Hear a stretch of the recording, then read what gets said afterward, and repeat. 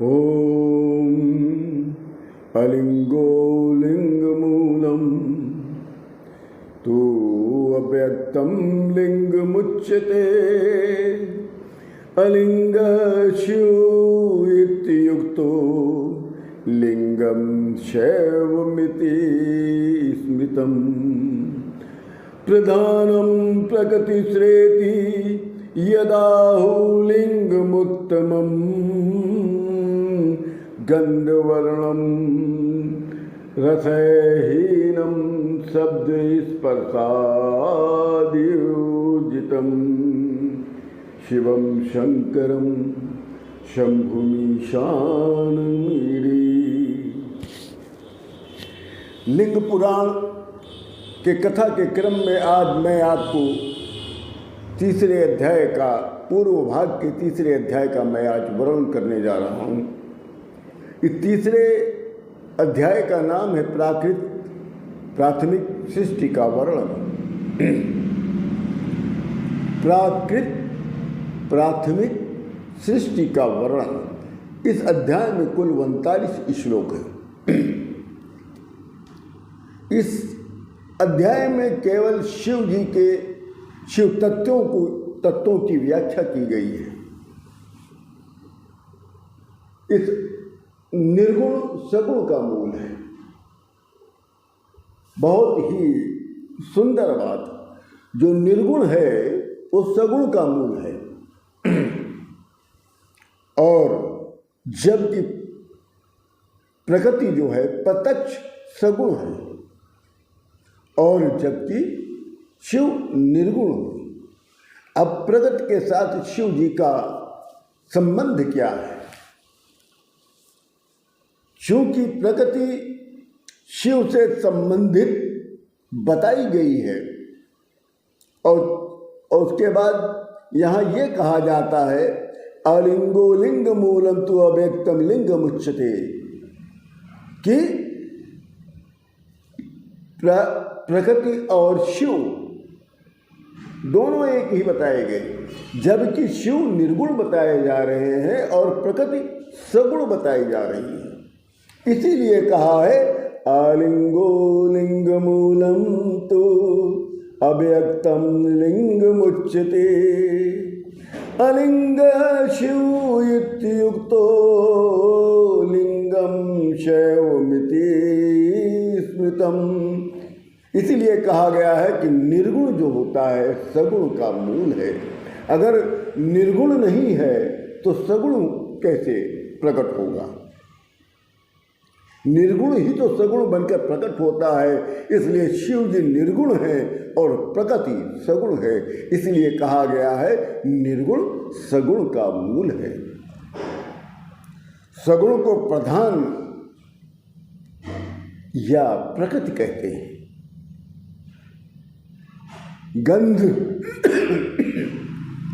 गंध रंग स्वाद ध्वनि स्पर्श और अन्य गुणों से रहित निर्गुण जो है वो शिव है।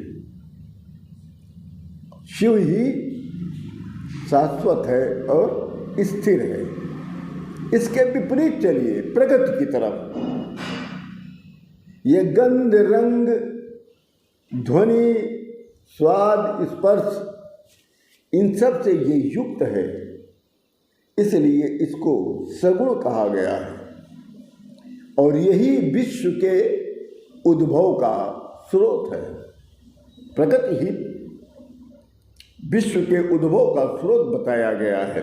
ये स्थूल और सूक्ष्म दोनों रूपों में तत्व युक्त है। ये विश्व का भौतिक स्वरूप है और ये सहज रूप से निर्गुण से ही उद्भूत होता है।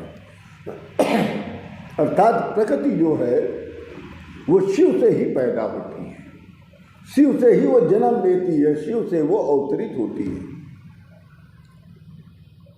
इसीलिए बताया गया है कि ईश्वर के दो गुण हैं।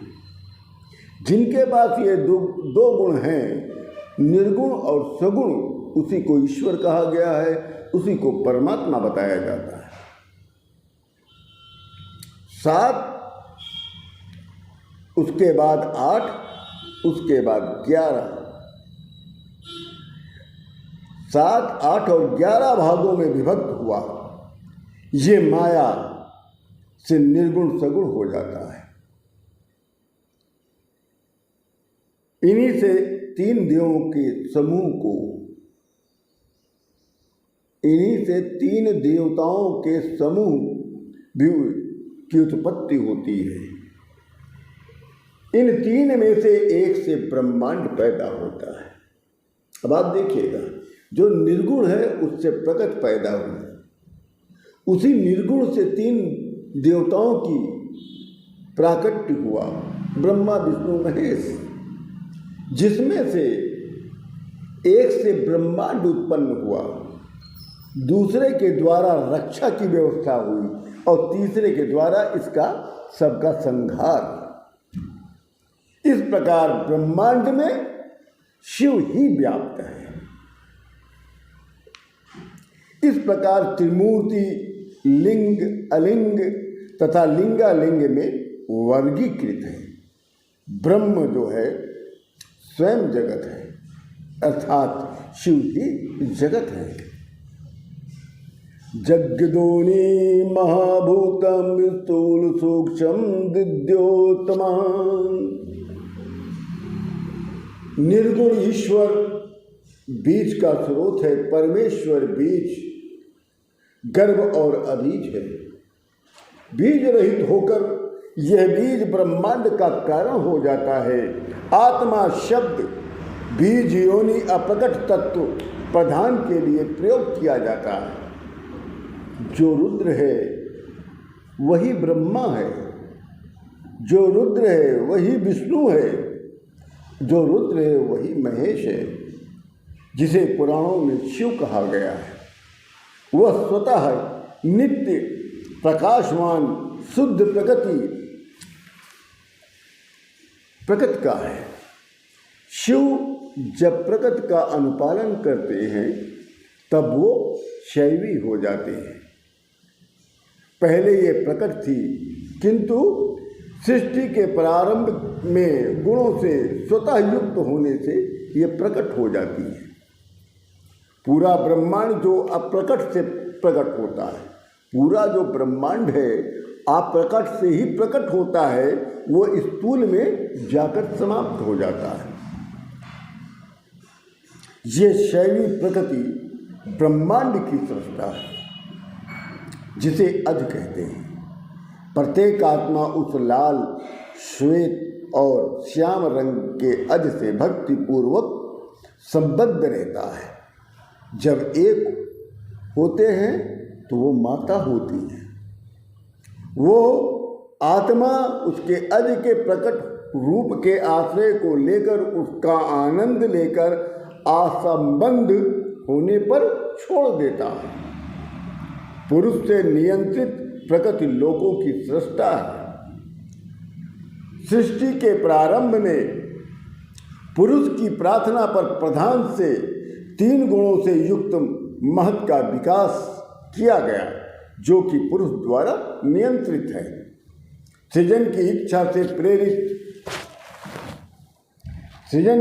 से प्रेरित होकर पुरुष नियंत्रित महत अपरिवर्तित अप्रकट प्रधान में प्रवेश करके सृजन करता है।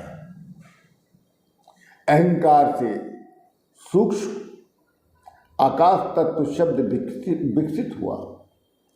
अहंकार से सूक्ष्म आकाश तत्व और शब्द विकसित हुआ। इससे अपरिवर्तित आकाश तदंतर शब्द के कारणभूत ने आकाश को ढक लिया। सूक्ष्म तत्व स्पर्श करके आकाश से को विकसित करती है और वायु से सूक्ष्म तत्व रूप विकसित होते हुए अग्नि तब उससे सूक्ष्म तत्व रस विकसित होता है। फिर रस से जल, फिर जल से सूक्ष्म तत्व गंध और पृथ्वी विकसित होती है। आकाश ने सूक्ष्म तत्व स्पर्श को ढक लिया। वायु ने बहने की क्रिया से सूक्ष्म तत्व को ढक लिया। अग्नि ने सूक्ष्म तत्व को रस से ढक लिया, जल ने रस की प्रकृति को धारण करते हुए सूक्ष्म तत्व को गंध से ढक लिया। इसलिए पृथ्वी में 5 गुण माने गए। जल में 4, पृथ्वी में 5 गुण, जल में 4 गुण, अग्नि में 3 गुण, वायु में 2 गुण, आकाश में केवल 1 गुण। इस प्रकार तत्वों की सृष्टि सूक्ष्म तत्वों के परस्पर अंतर क्रिया से उद्भूत होती है। वैकारिक और सात्विक सृष्टि साथ साथ होती है। उनकी व्याख्या क्रमशः विस्तृत होते हुए ही की गई है। शब्द आदि को ग्रहण करने के लिए 5 ज्ञानेंद्रियां, 5 कर्मेंद्रियां हैं। मन जो स्वयं एक इंद्रिय है, दोनों वर्गों में शामिल है। मन जो स्वयं एक इंद्रिय है परंतु वो दोनों वर्गों में शामिल है। ये 11 इंद्रियां अहंकार से विकसित होती हैं। बुद्धि से विशेष पृथ्वी तक सृष्टि के घटक ब्रह्मांड को पैदा करते हैं। ब्रह्मा जल के बुलबुले की तरह पैदा हुए। मात्र वही संसार में व्याप्त रुद्र और विष्णु हैं। ये लोग इसी ब्रह्मांड में हैं और ये संसार भी इसी में है।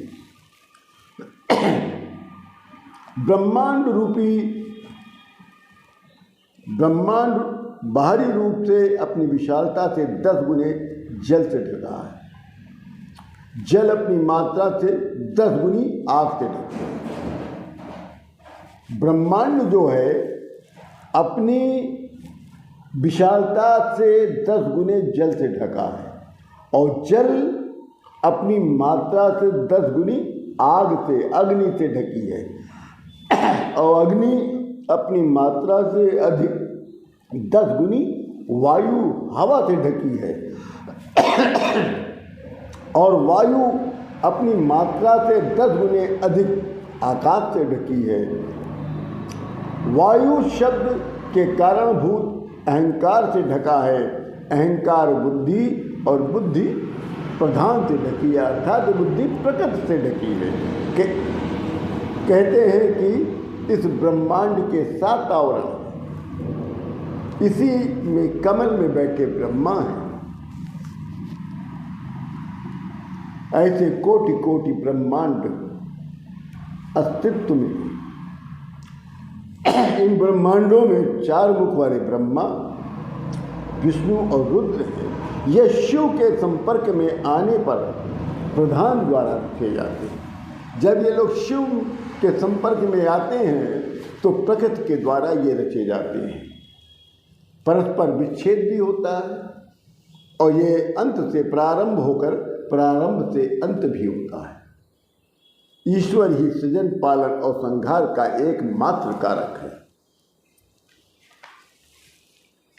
ये सारा लोक इसी अंड में अर्थात सृष्टा ब्रह्म भी इसी में समाहित है।